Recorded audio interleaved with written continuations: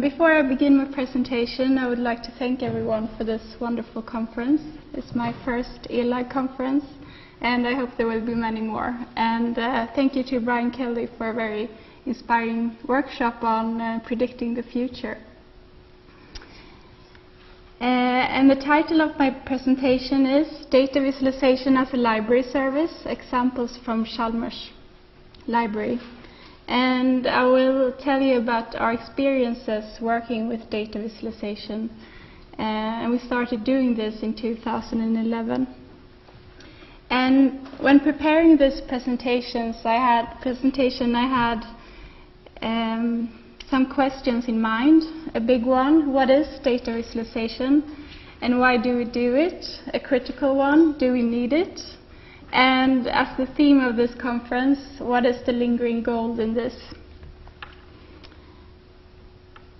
And to answer these questions, I will give you a short background and tell you about the history and the story.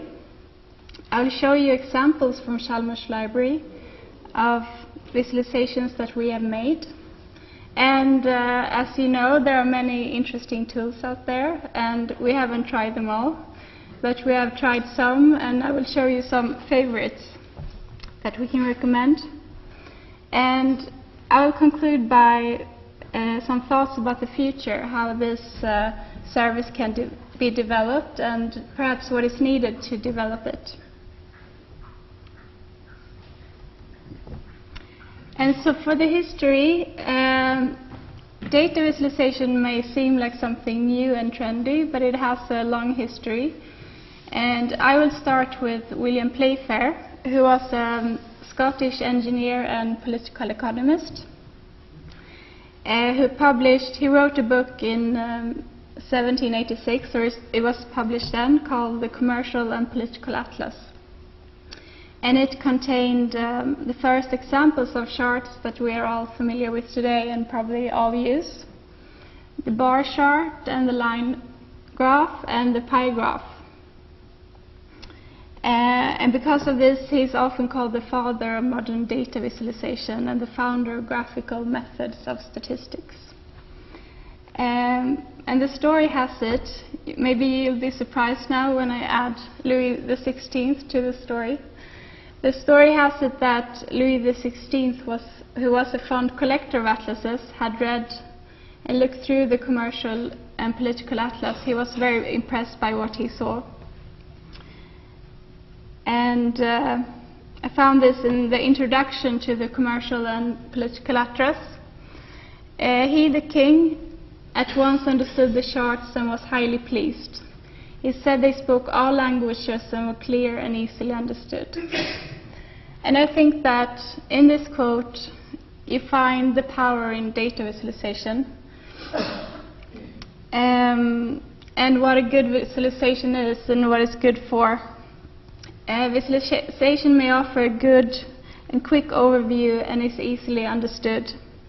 To put it differently, it is a quick way for us to process information looking at an image rather than a text. Apart from this, visualizations have the power to reveal stories and patterns in data, and I think that's the most interesting part. Patterns and stories that are not visible to the eye when seen in text format. And I think it's important here, when I mention the power of data visualization, that we have to remember to be critical of the images. We are taught to be critical when reading a text, but we have to think the same way when reading or looking at a visualization, and ask ourselves what kind of data is behind it and how it's been made. And this is a typical file I work with daily. It's metadata for a couple at least of Chalmers publications, and I don't see any interesting patterns or stories in this. Do you? Not even when it's structured like this, when I worked through it. And this is actually a network. So if I were to visualize this, it could be an interesting tool for me to analyze the publications. And as you know, you find visualizations and infographics everywhere today. You can Only if you can start just opening the newspaper, you can see that there's text always or often accompanied by different kinds of graphs and infographics. So what William Playfair made in the 18th century has developed, even though the ground is still the same. And I thought that I show this picture because I want to put data visualization into a larger context and think about how it communicates through images. And I guess this is something that we have always done and will always do. And even though I was on vacation, I couldn't help thinking about data visualization. This is from the Wadi Rum desert in Jordan, where travelers through the desert left messages for each other through images. So this is something that's within us all and that we'll always do. At Chalmers Library, we use data visualization to analyze and illustrate publishing patterns, and we mostly use data from our repository, Chalmers Publication Library, CPL. And we do network analysis and visualization, and we use social network analysis.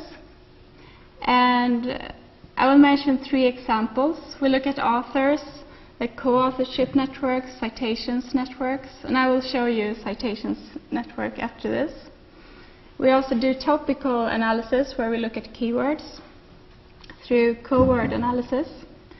And we look at co-authorship networks between organizations and departments. Not long ago, we made a map mapping up the collaboration between departments at Chalmers, for example.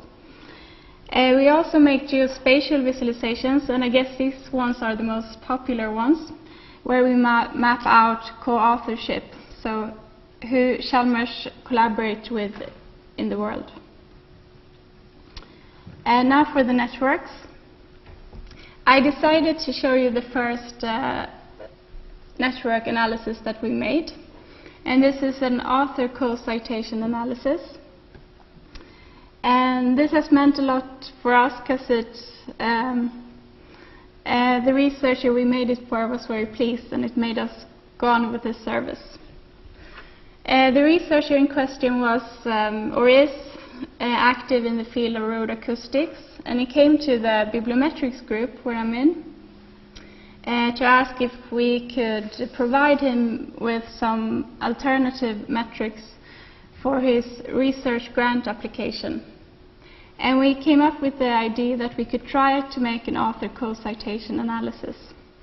And here we mapped all the 40 most cited authors within the field of road acoustics, and this researcher was one of the most cited authors, actually the 3rd most cited author.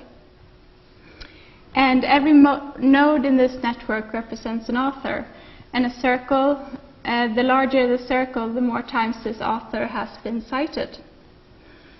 And a link between 2 authors means that they have been cited by the same paper at least one time, and a thicker link between them means that they have been cited together more times, and they are perceived as being similar by the citing community. And this image communicated that our researcher here was not only one of the most cited authors, he was also connected with many other authors in the network and centrally located. And I think this network, it was interesting for us to make this, but it got meaning when he saw it and could explain who all the authors were, their research specialties and relationships, and why they were close together on the map, etc. So that was a fun project. A more recent visualization that we made is, I call it the journal cloud, because this is a very big network and it looks like a big cloud. Here we took out scientific journals that had been cited by Chalmers researchers at least 5 times or more. And all in all, there were 1,352 journals. And the years were 2011 and 2012. You can see that there are different clusters colored in different colors, and there are 6 clusters. So for example, the pink cluster, in there are journals that are often cited together and perceived as similar by the citing community, and they make out a group in this network. And one good thing about this network is that it's interactive. So you can press one of the nodes, and the network goes from this big cloud to the network surrounding just that one journal. Here I press the Lancet, and I get a smaller network with journals connected to the Lancet. And on the right-hand side, I get a list of journals connected to the Lancet. And I'll try to open it here.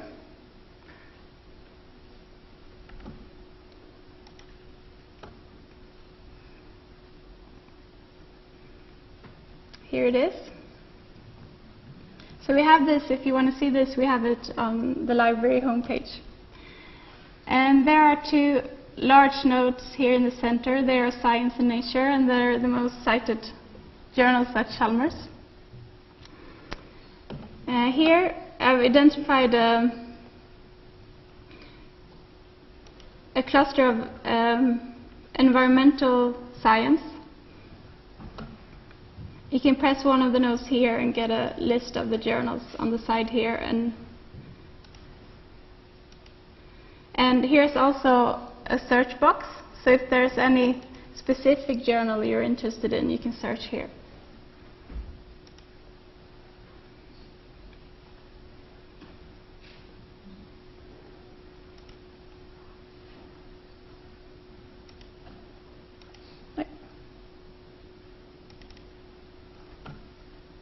Right.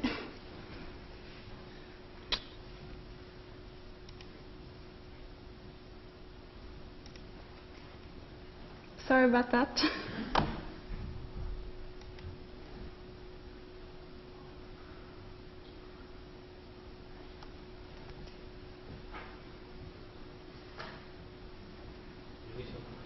Yes, please. Oh, here it is.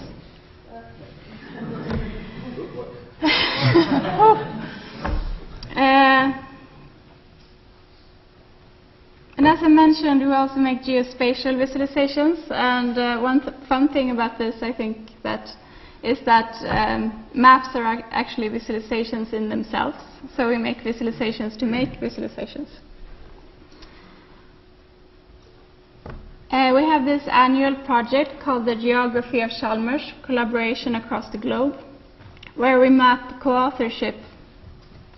So each orange dot here represents a university, a company, or institute that Chalmers have co-authored 2 publications with at least in the year of 2012. So this is the 2012 map. And here is also the circle grows larger the more co-authored publications there are. And this is a Google map, and you can zoom into it. So if you're interested in a specific region, like the south of England, for example, you can go in and explore and press one dot. Here, for example, over Oxford, it's the University of Oxford, and you get the university name and also the number of publications. So Chalmers researchers have written 8 publications with the University of Oxford in 2012. So to make this, we used a repository and took all Chalmers and Uppsala is our space observatory, publications from 2012, and we took out the address strings, so every co-author's address string, and we did some thorough data cleaning. It sure takes some time. And we did a frequency distribution and geocoded all addresses that occurred at least 2 times. And they were 393 organizations. And we could use either Google Maps or Google Earth to show this. And the purple string here on the bottom of the slide is actually an orange dot on the map. And here we have geocode, the name of the university, and the frequency, so the number of co-authored publications. So we do a lot of maps, but mostly we make country-level maps. This map we made for the Department of Energy and Environment, who wanted to map their collaboration between the years 2008 and 2013. And instead of looking at universities, companies, institutes, we're looking at countries. So each circle represents a country.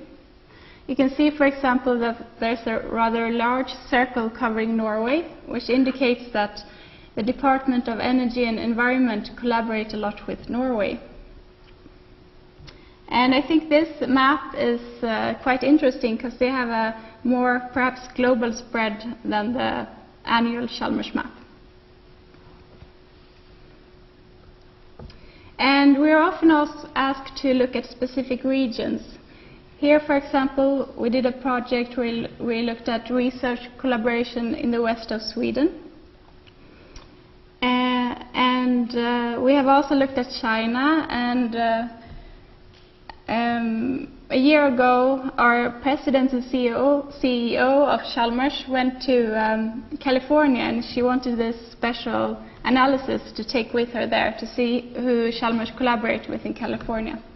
That was an honor for us to make. We made a project called Who Has Cited Researcher X, where we looked at all publications citing one of Chalmers researchers, and we mapped this as well, the same technique. And this I'm showing pictures from Google Earth. You can zoom into this map. I've chosen to go to Buenos Aires. And we could see that the University of Buenos Aires had cited this researcher one time. And one thing that we want to take with us for our next map is the thing we made here, where we put in a web link so we could go into the citing document. So you could actually go from this spot to the document citing this researcher.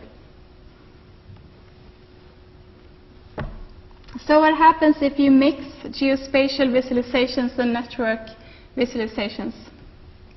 There are some really cool examples out there, for example, showing Twitter flows across the world. And last week we went to, there's a place called Visual Arena in Gothenburg at Chalmers, where they make really fantastic visualizations. And they showed us a video, and they didn't make this and we didn't make this, but I thought I have to show this at Elag, which shows flight traffic over Europe a typical summer stay. So 24 hours in flight traffic over Europe. And I will show this video for you now.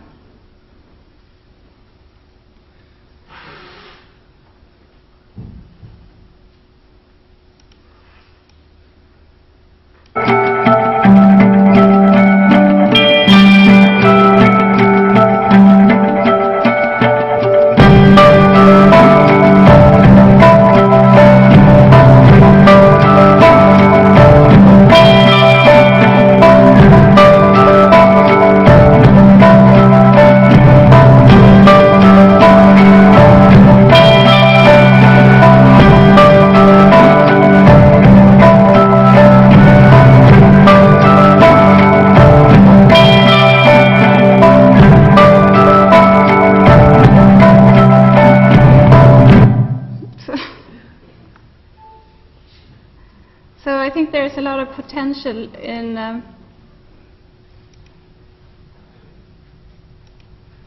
mixing geospatial visualizations and network visualizations. And I promised to show you some tools. And these are not all the tools that we use, as I said. There's an open source software for visualizing and analyzing large network graphs called GFI that is used by, seems like it's used by everyone for all purposes. It's, for example, there are many examples of visualizing social media data and flows on Twitter and Facebook, LinkedIn, etc.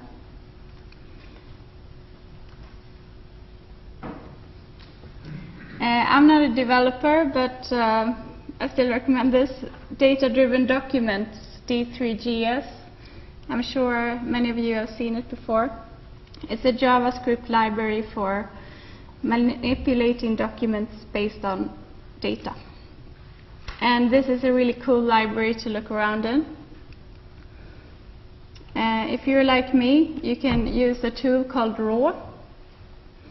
And it's an open web app to create custom vector-based visualizations on top of the amazing D3GS library through a simple interface. And they have some test data, so you can go in there and start testing, and good instructions. And here you can actually upload, if you know how to structure your data, you can upload an Excel file of data. And you can use not all, but many of the visualizations shown in the D3GS library. If you're interested in bibliometrics networks, there's a program called VosViewer, developed by the CWTS in Leiden. And here you can do, I think, 4 different kinds of network visualizations. And here you can use a raw text file from Web of Science that you can put straight into VosViewer, so it's very easy to use. And I brought a to-do list as well. I promised I'd say something about the future. We already collaborate a lot with our researchers and administrators, and this is how we develop our services. We work with them on our maps and our networks and get ideas from them. We think it's important that we share our data so we can make new types of visualizations. A while ago, I had a question from 2 PhD students who asked me if they could access our repository data because they wanted to make a network out of the author information we had to analyze co-authorship at Chalmers. So that was, we're collaborating on that now, and I think we can learn a lot from each other. And I also write down any data. Can we visualize any data? And I think, of course, we can. If we know how to structure our data and work with it, we can move from analyzing and visualizing publication data to any data. And we have done so. We've looked at different kinds of research information, project data, for example. A while ago, I did visualizations on student statistics for the University of Dalarna, up north of Gothenburg at least. And in the times of big data, I think it's important for the library to have knowledge about data visualization, because if we're going to work with research data, it's important that we know how to structure it to be able to visualize it and analyze it further. We have also included data visualization in our library courses for our PhD students. And we have shown them a few tools to make, for example, co-author citations networks for them to find important works within their field. And I have also been organized a course for bibliometricians and librarians in Sweden to learn more about data visualization. And I think we have to share our knowledge and with our students and our colleagues. And I think it's important that we have to be technically skilled and be able to clean our data and structure it, because otherwise we don't know what our visualizations show. But we also have to be creative and open about this. And we can try new things and fail and try again, and maybe it gets better, but to learn all these tools that are out there and to develop something new, you have to be able to play and be creative. If you want to find out more about this service, we have one page on our homepage, lib.chalmers.se, where you can see the journal cloud, for example, and go into that and explore further. And we also have our maps in there. And yes, thank you very much.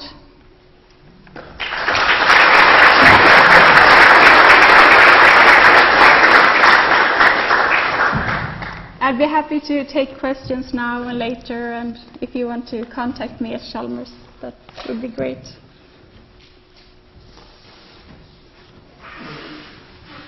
Any questions? I don't see quite good. No?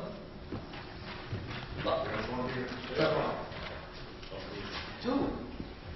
One, two. Okay.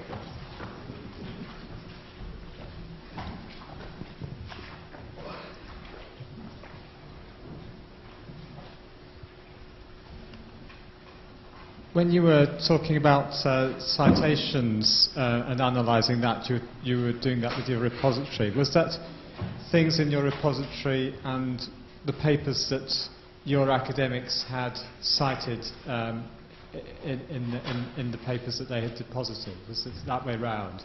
Oh, yeah, actually, we took, for that, we used Scopus, I think. And so we took, not the whole repository, actually, but the publications that were available through Scopus, and we took the citations data from there. Okay. Yeah.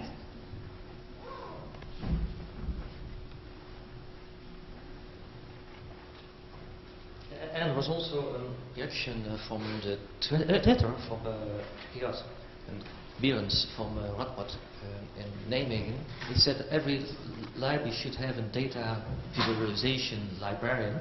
Oh, And I really like that. What should the library do to get a data visualization librarian? Because there are many steps involved there, quite technical steps to first to extract all this data and to first massage this data and then do all these steps to create this nice graph there. So could you give an example how you work and in what kind of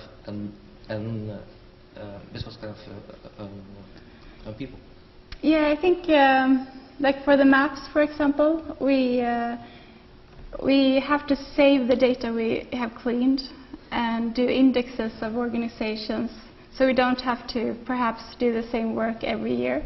So I think the more we work, the more information we will have that we can reuse. And there will always be data cleaning, I think, so you have to be prepared for that. But otherwise, if you want to be a librarian and visualization librarian, I think you have to just get out there and try it. And try all the tools and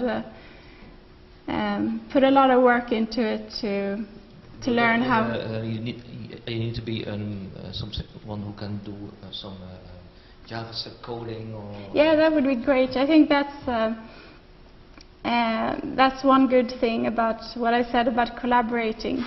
So one librarian can't do everything, but if that librarian collaborates with a developer, for example, that would be great. So visualization, I think, is a team effort, including library staff outside of the library, and researchers and administrators.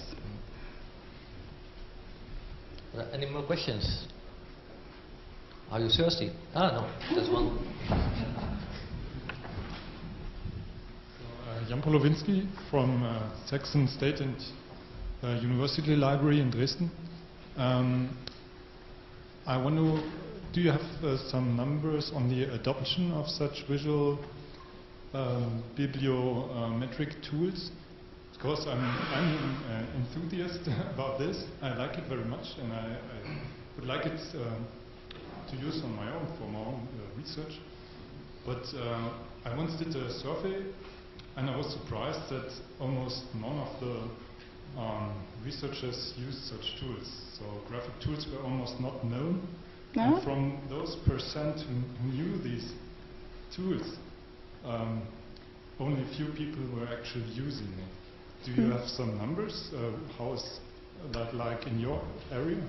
No, I'm not. I don't. Sorry, but I think it's a lot of our researchers are interested in visualization, and they have come to ask the library about these programs. And so I think I don't have any numbers, but in research it could absolutely be used more. But sorry, I don't have any numbers. Okay, thanks.